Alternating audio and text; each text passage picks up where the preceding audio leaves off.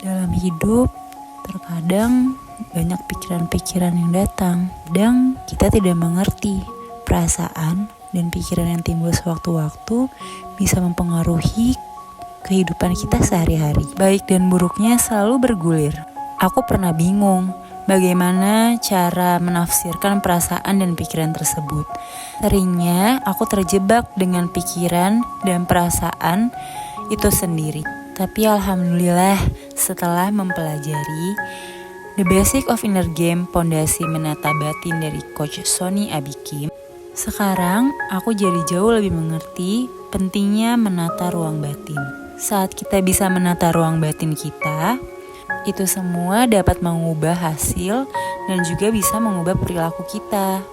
Karena pada dasarnya kita tidak bisa mengubah kejadian-kejadian yang terjadi dalam hidup kita. Itu semua di luar kendali kita.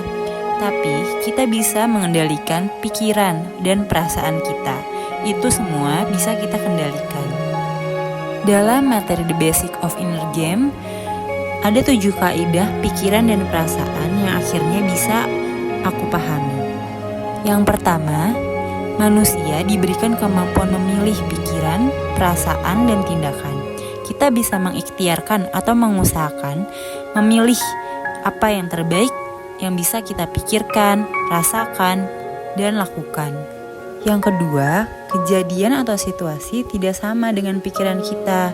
Karena apa yang kita pikirkan tentang kejadian tersebutlah yang mempengaruhi perasaan kita. Yang ketiga, kita tidak bisa memilih kejadian yang kita alami. Kadang itu semua di luar kendali kita. Tapi yang ada dalam kendali kita bisa memilih respons atas kejadian yang kita alami. Kita bisa memilih respon terbaik. Contohnya, saat mengalami kejadian yang tidak mengenakan, kita bisa memilih respon apa yang ingin kita lakukan. Bisa dengan cara yang baik atau yang buruk. Sebagai hamba Allah, pasti kita ingin melakukan yang terbaik agar Allah ridho. Salah satunya merespon dengan bersabar. Kita bisa berzikir, beristighfar, lalu bisa ridho dengan kejadian tersebut. Dan setelahnya bisa bersyukur dengan kejadian-kejadian apapun yang menimpa kita. Yang keempat, untuk mengubah hasil, kita perlu mengubah perilaku. Untuk mengubah perilaku, kita perlu mengubah perasaan. Untuk mengubah perasaan itu, kita perlu mengubah pikiran kita. Jadi intinya adalah pikiran kita mempengaruhi perasaan kita dan perasaan kita mempengaruhi perilaku kita. Yang kelima, agar mampu mengelola pikiran, perasaan, dan perilaku kita dengan baik, kita perlu menyadarinya terlebih dahulu. Kita perlu sadar. Keenam, meskipun hasil bisa dipengaruhi oleh perilaku, tapi kita tidak bisa mengendalikan sepenuhnya hasil-hasil yang kita ciptakan dalam hidup. Karena ada Allah yang menentukan pada akhirnya. Dan yang terakhir, ketujuh, yang perlu diingat adalah jangan mengendalikan diri kita sendiri dalam mengelola pikiran, perasaan, dan perilaku diri kita. Kita perlu meminta tolong pada Allah, pemilik diri yang bisa membolak-balikan hati. Agar bisa lebih terampil merespons dengan lebih baik atau respon yang tepat, kita bisa melatih atau mengelola inner mastery kita, yaitu pikiran dan perasaan kita. Dengan cara kita bisa melakukan self-coaching dengan melatih pikiran-pikiran lama kita dan menggantinya dengan pikiran-pikiran baru kita yang mempengaruhi perasaan lama dan bisa kita ganti dengan perasaan-perasaan baru kita. Kita bisa menuliskannya, kita bisa mengubahnya dari pikiran-pikiran dan perasaan negatif yang kita rasakan.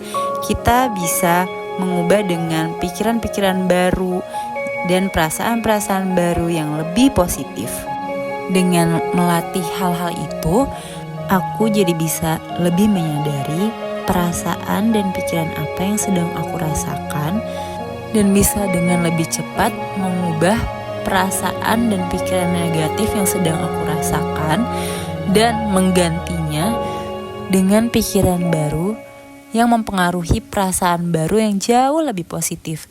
Dan itu membuatku hidup dengan lebih sadar dan lebih ringan. Bisa dengan mudah mengubah yang tadinya negatif, sedih, marah, dan perasaan-perasaan lainnya. Saat mengalami suatu kejadian, aku jadi tidak fokus dengan hal-hal negatifnya, tapi fokus dengan bagaimana cara merubah hal negatif tersebut dengan hal-hal yang lebih positif, pemikiran dan perasaan baru yang lebih positif, atau hikmah apa yang bisa diambil dari kejadian-kejadian tersebut. Alhamdulillah. Selanjutnya, ada materi yang tidak kalah serunya, yaitu The Dichotomy of Control, memahami peta kendali. Kenapa memahami ini sangat penting? Karena banyak orang menderita karena buram peta kendalinya. Agar lebih nyaman dalam menjalani dan mengendalikan hidup, kita harus bisa memahaminya dengan lebih baik. Apa-apa saja yang ada di dalam kendali kita dan apa yang ada di luar kendali kita. Dan yang perlu diingat, yang ada di luar kendali kita itu tidak akan dihisap, tidak ada pertanggungjawabannya. Tetapi yang ada di dalam kendali kita, itu semua dihisap oleh Allah. Banyak orang menderita karena terlalu fokus dengan apa yang ada di luar kendali. Salah satu contoh yang ada di luar kendali kita adalah misalnya cuaca yang buruk, seperti hujan yang datang tiba-tiba. Dan yang ada di dalam kendali kita adalah kita membawa payung atau berteduh. Kita lakukan apa yang bisa kita lakukan untuk mengantisipasi atau merespon kejadian yang tidak terduga itu. Karena sebagai orang yang beriman, kita harus yakin semua terjadi atas izin Allah. Lalu semua baik dari Allah. Dan semua sudah terukur. Kalau direspon dengan baik, bisa menjadi penggugur dosa atau bisa menjadi pahala yang berhadiahkan surga. Terkadang kita terjebak di masa lalu dan masa depan yang belum terjadi. Atas apa yang sudah terjadi, yang sudah tidak bisa kita kendalikan, maka hendaknya kita berkata, qadarullah. Hal itu sudah lalu, dan yang bisa kita kendalikan saat ini adalah hikmah apa yang bisa kita pelajari, evaluasi, dan taubati. Sedangkan untuk masa depan, yang ada di dalam kendali kita hanyalah merencanakan yang terbaik, sebaik-baik mungkin.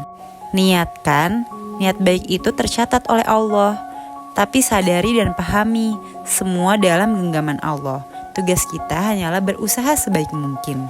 Dengan memahami hal itu, kita jadi tidak perlu lagi memikirkan hal-hal apa yang tidak bisa kita kendalikan. Kita akan jadi lebih fokus kepada hal-hal yang memang ada di dalam kendali kita. Hal itu akan membuat kehidupan kita jauh lebih nyaman, lebih ringan, dan lebih bergantung kepada Allah Subhanahu wa Ta'ala.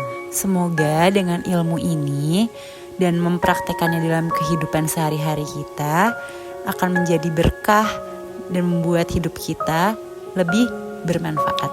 Amin.